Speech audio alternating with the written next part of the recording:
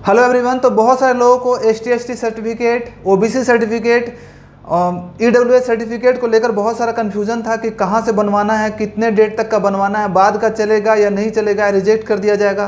तो उसी सबको कन्फ्यूजन को दूर करने के लिए मैंने ये वीडियो को लाया है कि इसमें मैं आपको क्लियरली सब कुछ बताऊँगा कि सर्टिफिकेट कब तक का चलेगा, कैसा फॉर्मेट होना चाहिए और कहाँ से आपका बनवाना होना चाहिए, कौन से ऑफिसर से आपका साइन होना चाहिए, ये सब मैं बताने वाला हूँ। तो सबसे पहले मैंने यही नोटिफिकेशन जो 2022 है उसी से मैं आपको बता रहा हूँ। तो जो ST/ST सर्टिफिकेट का पहले बताता हूँ, ठीक है।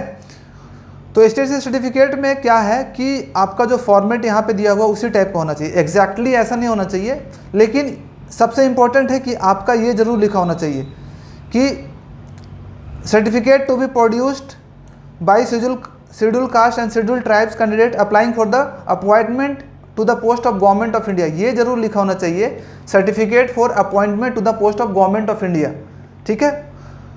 और बाकी जो है आपका नॉर्मल होगा, जो आपका सर्टिफिकेट में आपका नाम होगा, फादर का नेम होगा, बाकी सब चीज़ें वो तो एक फॉर्मेट उनका बना ही होता है।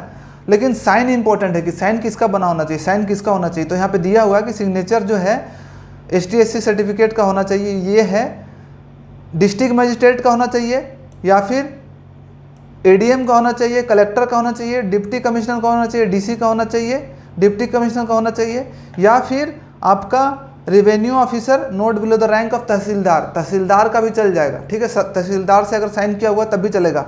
SDO से बना हुआ भी चल जाएगा आपका सर्टिफिकेट। ST/SC के लिए सर्टिफिकेट, ST/SC OBC सर्टिफिकेट के लिए। तो फॉर्मेट ऐसा ही होना चाहिए। फॉर्मेट के ऊपर ये जरूर लिखा होना चाहिए, मैं ये जरूर याद रखना कि certificate for appointment to the post under the government of India, ये जरूर लिखा होना चाहिए। Under the government of Jharkhand, Bihar, ये सब नहीं लिखा चलेंगे, गवर्नमेंट ऑफ इंडिया जरूर लिखा होना चाहिए, ये जरूर देखना। अगर वो है और आपका जो कट ऑफ डेट है वो भी देख लेना कि जो कट ऑफ डेट है, जो क्रूशियल डेट है, वो आपका फॉर्म भरने का लास्ट डेट है CGL का। और फॉर्म भरने का लास्ट डेट क्या है, 8 अक्टूबर है। 8/10/2022 से पहले आपका सर्टिफिकेट बन जाना चाहिए। उसके बाद अगर का होगा तो आपको प्रॉब्लम हो सकती है, इसलिए अगर किसी ने नहीं बनाया है तो अभी बनवा लो। बहुत सारे लोगों का क्वेश्चन ये भी होता है कि कब तक का सर्टिफिकेट ST/ST चल जाएगा। तो ST/ST सर्टिफिकेट का कोई टाइम लिमिट नहीं होता है, आपका जब का भी बना हुआ है वो सर्टिफिकेट आपका चल जाएगा, उसमें कोई दिक्कत नहीं है। ST/ST सर्टिफिकेट अगर आप 5 साल, 7 साल, 8 साल पहले भी बनाए हो तो वो सर्टिफिकेट आपका चल जाएगा, ठीक है। अब नेक्स्ट आते हैं OBC सर्टिफिकेट पे। सबसे पहले फॉर्मेट देखते हैं कैसा होना चाहिए। जो फॉर्मेट होना चाहिए उसमें जरूर लिखा होना चाहिए for appointment to the post under the government of India, ये ऊपर में जरूर लिखा होना चाहिए। अगर हिंदी में लिखा हुआ है तो उसमें भारत सरकार में नियुक्ति हेतु लिखा होना चाहिए certificate. OBC certificate for appointment to the post under the government of India ऊपर में जरूर लिखा होना चाहिए। उसमें अगर government of Jharkhand, government of Bihar, government of Orissa, government of Rajasthan लिखा हुआ है, इसका मतलब वो सर्टिफिकेट सेंटर का नहीं बना हुआ, स्टेट के लिए बना हुआ और वो आपका वैलिड नहीं होगा। उसके बाद फॉर्मेट यही सब होगा, आपका नाम, आपके पापा का नाम, ये सब नाम वही होना चाहिए जो आपने फॉर्म में भरा है। आपका पिताजी का नाम आपका वही होना चाहिए। परमानेंट एड्रेस आप भरना वही जो आपका सर्टिफिकेट में आप दोगे, ठीक है।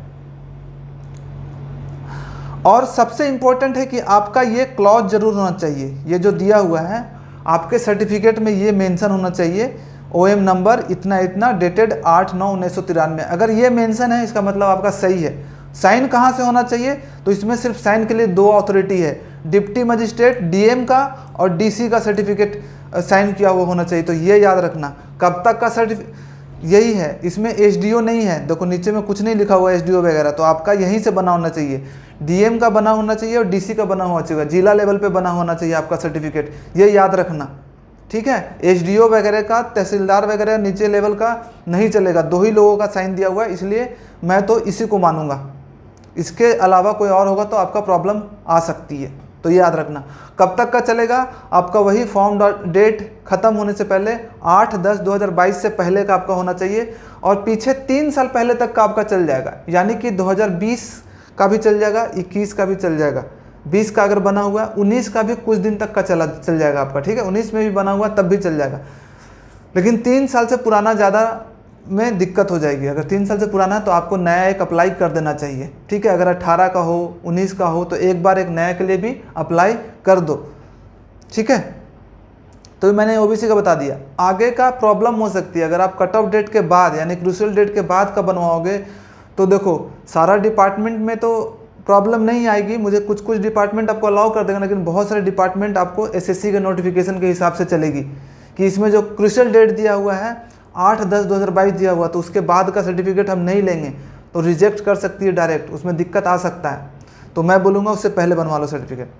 अब चलते हैं ईडब्ल्यूएस का सर्टिफिकेट, सेंटर का बनवाना चाहिए या फिर स्टेट का। देखो ईडब्ल्यूएस का सर्टिफिकेट में कुछ गवर्नमेंट ऑफ इंडिया नहीं लिखा हुआ है, यानी कि ईडब्ल्यूएस सर्टिफिकेट जो होता है स्टेट का ही बनता है, स्टेट ही बनाता है अपने लिए, तो आपको स्टेट का चल जाएगा, ठीक है। इसमें ऐसा होना चाहिए ऊपर में format, income asset certificate to be produced by economical weaker section.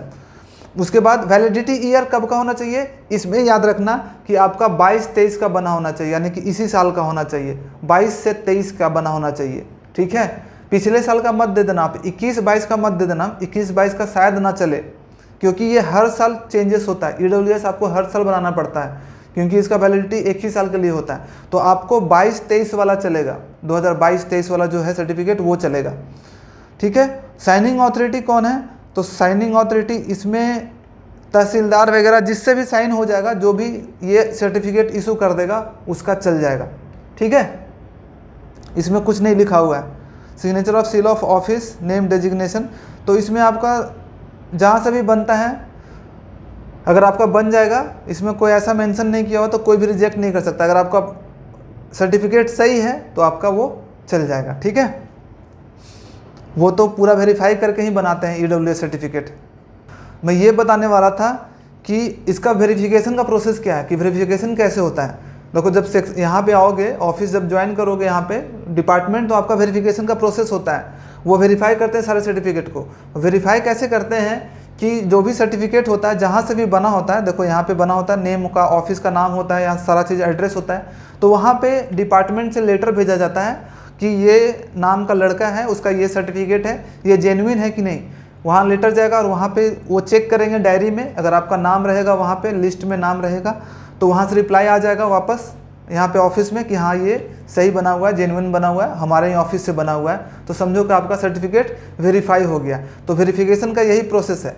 Verification का ये प्रोसेस नहीं है कि फिर से आपका पूरा सारा देखा जाएगा कि आपकी कितनी संपत्ति है, आपका कितना आय है, वो सब देखा नहीं जाता है।